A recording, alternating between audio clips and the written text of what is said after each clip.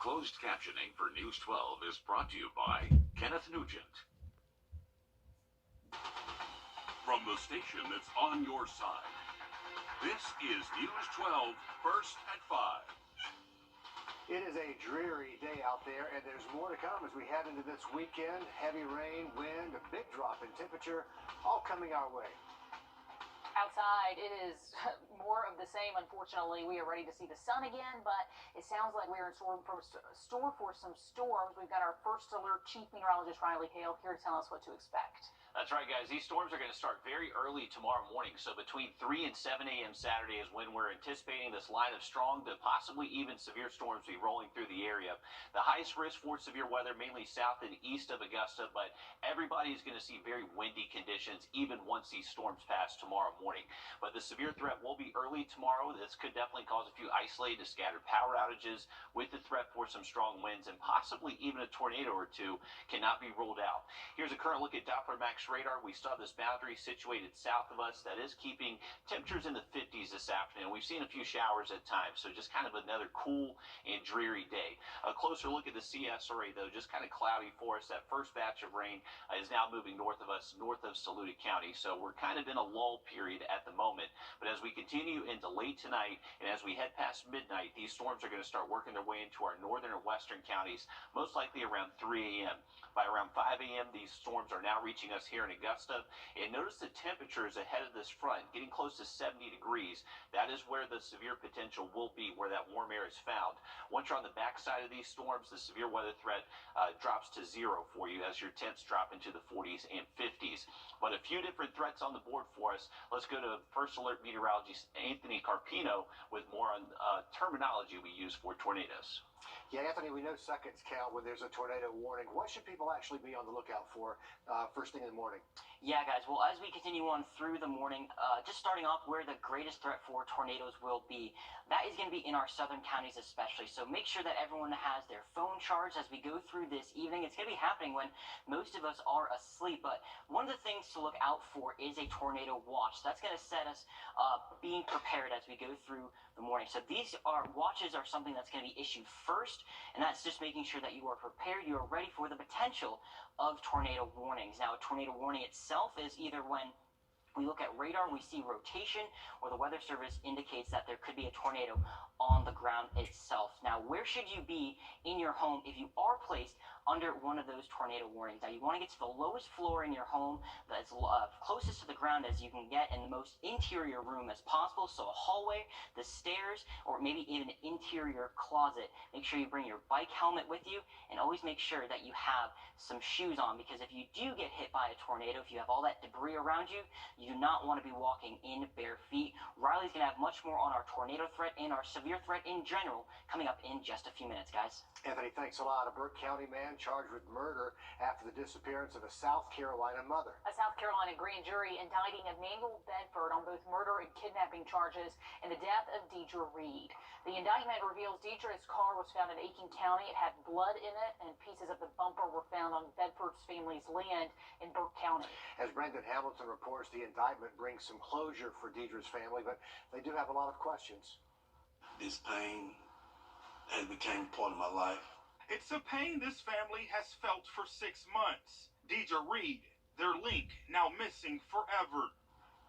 Deep down in my heart, I know she played and begged him just to let her go home to her kids. Thursday, Emmanuel Bedford, the father of her son, was indicted by a South Carolina grand jury for murder and kidnapping in her disappearance. He was previously charged with grand larceny and obstructing justice. Now we're just hoping and praying that he would tell us where Wrdw is so that we could give her the proper resting place. Wrdw was last heard from on September the 3rd. Her SUV was found a short time later with blood in the passenger seat. Her body is still missing. At times where I be wanting to give up, but I know I got too many people depending on me. Just about killed me. I'm hurt.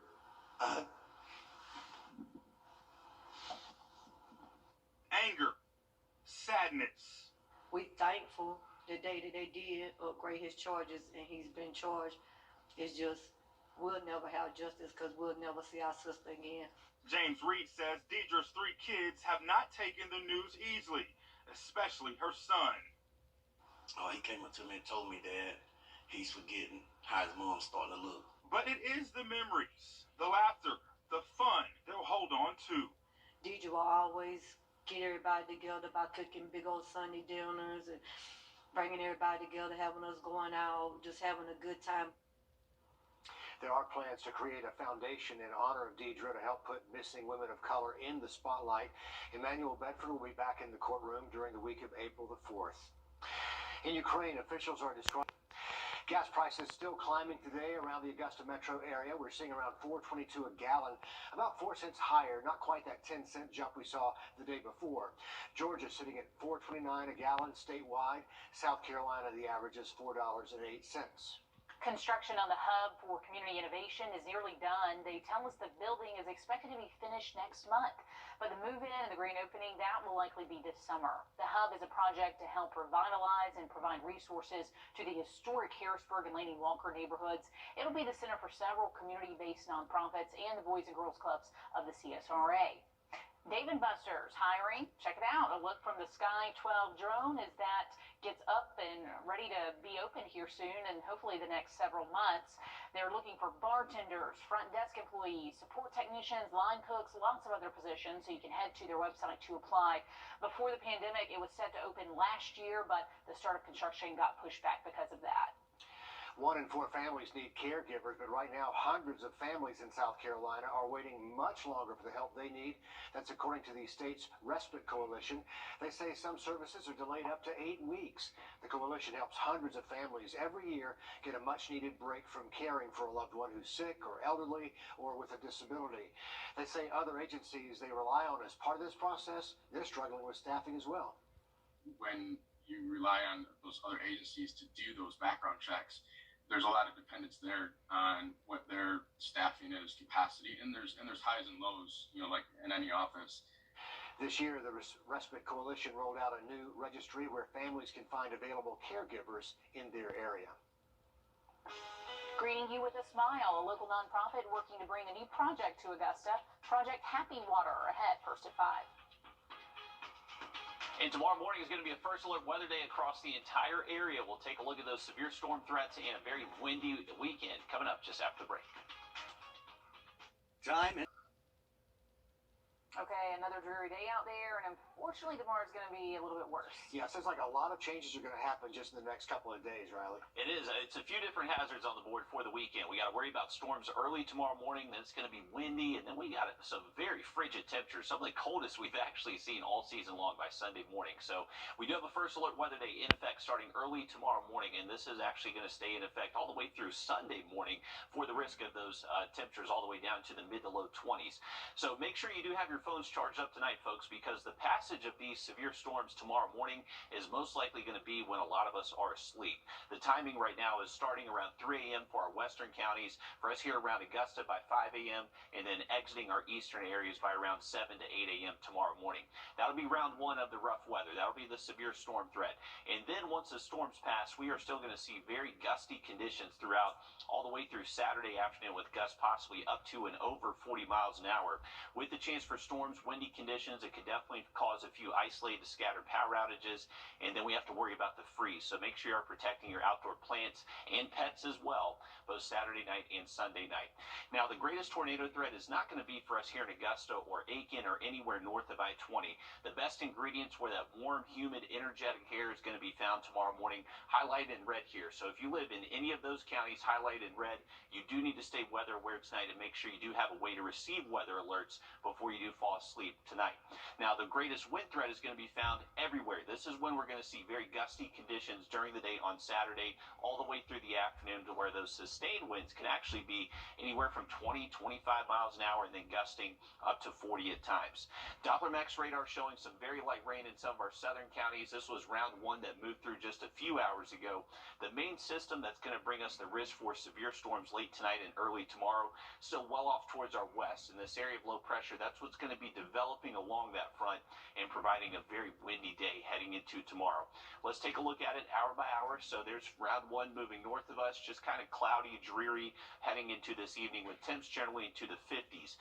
As this front gets closer towards us, our temperatures could actually increase a few degrees. I think this model is overdoing temps in the mid to low 60s for us here around Augusta by this time frame at 3 a.m. But keep in mind, temperature is not likely going to decrease too much tonight. And this is going to be our line of storms. Right along this front is where you're going to find your strongest wind with storms, and the tornadic threat would be adjacent to this line as well. So a heads up. This will be a quick moving line. It moves very quickly across the area, likely only will take 2 to 3 hours going west to east. And then we're going to find some very cold temperatures behind this rain. We're actually going to see our high temperatures just after midnight tonight. Throughout the day Saturday, once those storms move out, temperatures will actually be falling into the mid 40s by the afternoon. And with the wind going anywhere from 20 to 25 miles an hour, the wind chill will likely make it feel like the 30s most of tomorrow afternoon. So for your planner on Saturday, the rain chances really only lasting through around 7 a.m. The rest of the day will be dry, but it will be very windy and cold as well. Temperatures will be well below average both days this weekend. With all these hazards on the map, folks, just make sure you do have a way to receive alerts tonight into early tomorrow morning. The best way to do that is the First Alert Weather Team app. You can have interactive radar. You get automatically sent alerts for your area. And this is, we update this regularly throughout the day. So this is the best way to just stay on top of the forecast as these storms start to move in. We do have the first alert continuing into our Sunday morning. Remember, those low temperatures will be down in the mid and low 20s. Definitely protect any sensitive plants and pets you have outside. Another freeze early Monday before temperatures finally warm back up again later next week. Riley, thanks. A local nonprofit working to turn one Augusta water tower into something that looks a lot like this. It's called Project Happy Water, and it's inspired by local artist Leonard Porkchop Zimmerman. He's the one who designed the happy faces you might have seen all over Augusta. The vice president of Project Happy Water says the goal is just to bring a smile to your face. The idea is to really encourage people to come back to Augusta, really enjoy the great businesses, shops and restaurants, that sort of thing that we have here, and, you know, just kind of share how awesome Augusta is. That's really the whole goal. Pretty simple, right? They're hoping to raise $100,000 to make this happen. They're hosting an art auction fundraiser, and that kickoff will be coming up March 24th from 6 until 9. Oh, wow. Paint isn't cheap, is it? Yeah, paint and find the right painter. $2,000, yeah. Oh, that. That's exciting. Okay, food trucks and live music happening right now in Somerville. The rain can't keep them down. Where there is a food truck, there is a way. Hungry is hungry, right? Oh, right. A live look from Helen Street. This is between Trinity on the Hill and St. Mary's Catholic School. That event just kicked off in the past few minutes. You can head out there until 7. Yeah, the Somerville Neighborhood Association is trying to raise some money for safety measures in that community, including security cameras. And coming up here in the next half hour, we're going to take you live to Grovetown, where another Food Truck Friday is back in action. People lined up to get their dinner on a Friday night. A little rain's not going to stop them, like you said. Yeah, I mean, you got to eat, and you might as well do it there for a good cause. Well, spring break is here, and you might be taking a trip for the first time in maybe a couple of years, but are skimmers making plans too? Next on First at 5, how to avoid those bogus vacations. The Live Eye Camera Services. Come on in to Davis Appliance and Furniture, where you can find the best deals in town. It's tax time, so when that refund comes in, it's the perfect time to get the appliances you've always wanted. For the brands you trust at the lowest prices, visit us at Davis Appliance and Furniture. What's my safe place? Safe lightweight place. There was a sound in the breeze, a song from the trees that whispered through the night. Just an ordinary place, but I held you just in case we travel to the end of time. And I know that I love you. I hear you singing in my mind. Since I left for college, ask your doctor about once-weekly Trulicity. Come on in to Davis Appliance and Furniture, where you can find the best deals in town. It's tax time, so when that refund comes in, it's the perfect time to get the furniture you've always wanted. For the brands you trust at the lowest prices, visit us at Davis Appliance and Furniture. Just into the newsroom, we are learning the identity of a pedestrian killed in a wreck near Edgefield. Officials say 27-year-old Alexander Jonathan was standing behind his car because he was stopped for another accident. That's when he was hit and killed. This happened around 6 this morning on Sweetwater Road, just 3 miles south of town. Planning a spring break getaway, experts say you have to watch out for those bogus trips and for new pandemic-related travel requirements. In this week's Consumer Crackdown, National Investigator Sandra Jones shows us how to avoid scammers and breaks down how you can make sure your trip doesn't break the bank. Spring break season is here, and with COVID numbers trending down, you may feel comfortable traveling. But as you plan for that perfect trip, the Federal Trade Commission wants you to watch out for con artists who may offer you deals that seem too good to be true. An opportunity to really go after people who are beginning to plan their vacation in a way that they haven't in the last couple of years. Ira Reingold with the National Association of Consumer Advocates says you may see deals pop up for a rental property or a flight through robocalls and emails. Be very wary and double check and triple check, and really only depend upon legitimate sites. Scammers will pressure you to book a trip right away. Don't do it. You should also avoid giving away personal information, wiring money, or paying by gift cards. Also, stay away from paying for a trip using cryptocurrency. And if you're traveling abroad, you may need to pack something extra. Experts say countries are requiring more than just proof of vaccination or a negative COVID test. Medical travel insurance covering COVID may be necessary, or you could end up paying out of pocket. More and more countries have had a lot of burden from this COVID-19 pandemic on their medical systems. Omar Kaiwan is a Canadian-based travel insurance expert. Pre-COVID, there were about 100 million international trips taken by U.S. residents. Less than 4% of them actually had any kind of travel medical insurance, which is a bit shocking because of the number of people who have unstable pre-existing medical conditions. But Kaiwan says the number of people buying medical travel insurance is up by 30% since travel has resumed. The FTC says you can avoid travel scams by getting a copy of the cancellation and refund policies before you pay. Look up travel companies, hotels, rentals, and agents by searching the words scam, review, or complaint, and check reviews and the address of the property. With this Consumer Crackdown, I'm Sandra Jones. Little homework could save you a lot of trouble on that vacation. Real bummer. To report a travel scam, contact your state attorney general, or you can file a complaint with the Federal Trade Commission. You can do that by calling the number on your screen or going to the Federal Trade Commission website. The Savannah Riverside taking a moment to celebrate Women's History Month. They're calling attention to Loretta Barnett and Rosa Burnett, the plant's very first female operators, who both started working there in 1971 in the cafeteria before their work in production. So thanks for paving the way to those two ladies. Did they even realize at the time they were pioneers out there in pretty Savannah wild. Riverside? A recent report found nearly half of all women in South Carolina, close to a third of all men, will experience violence from an intimate partner at some point in their lives. Those are consistently among the highest rates in the country. The state has protections written into law intended to guard victims and survivors from their abusers. State House reporter Mary Green live in Columbia, where there's a push to change these protections. Mary, why is that? Well, Richard, Laura, it all has to do with who is considered to be household members. Right now, South Carolina's Protection from Domestic Abuse Act allows for these additional protections if the victim is a household member with the offender, their abuser. But that definition, that's part of the law right now, excludes a large number of victims and survivors from being covered by these protections.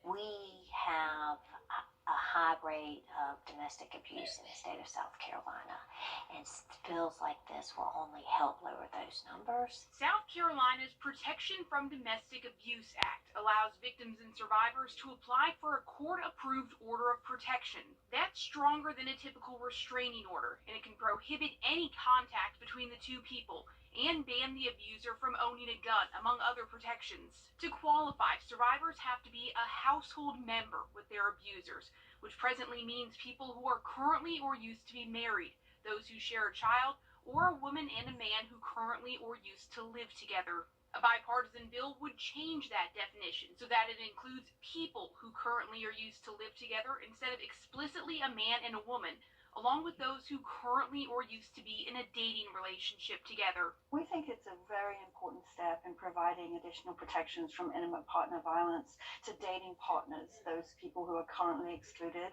even though the dynamics of the violence they experience are exactly the same. We think it's important because we're looking at a society in which relationships are changing. And according to SLED's most recent statewide crime report, about half of all murders and reported assaults between intimate partners are between a boyfriend and a girlfriend. That's a much higher rate of reported abuse than between spouses, people who share a child, or people who live together. Reporting live from the South Carolina State House, Mary Green, on your side. The part of the bill that changes the language from a man and woman who live together to people who live together is to conform with the 2017 state Supreme Court ruling. The court found that part of the code is unconstitutional because it excluded same-sex relationships. All right, folks, remember, tomorrow morning there's going to be a threat for severe storms. That's going to start around 3 a.m. across the area, so there is a first alert weather day in effect tomorrow. Heading into Sunday, a very cold start today with temps down to 20s and highs only in the 50s. Now look at our 7-day forecast next. I'm Mike Station. Along with the threat for severe storms early tomorrow morning, we are going to still see the threat for non-thunderstorm winds all the way through Saturday afternoon. We do have a number of wind alerts in effect across most of the CS array that will stay in effect until we get to Saturday evening. Gusts will be up to 40 miles an hour even once the sun is out tomorrow afternoon, and sustained winds will be between 20, possibly even up to and over 25 miles an hour at times. So definitely enough to cause some issues in the way of some outages. Definitely strong enough winds to knock down a few limbs. So a heads up for this. Make sure your cell phones are charged up before you head to bed tonight. Very cold early Sunday morning with temps all the way down into the low 20s. Another freeze Monday morning, and then we finally get a little bit warmer heading into next week. Stick with us. Much more news and weather coming up just after a short break.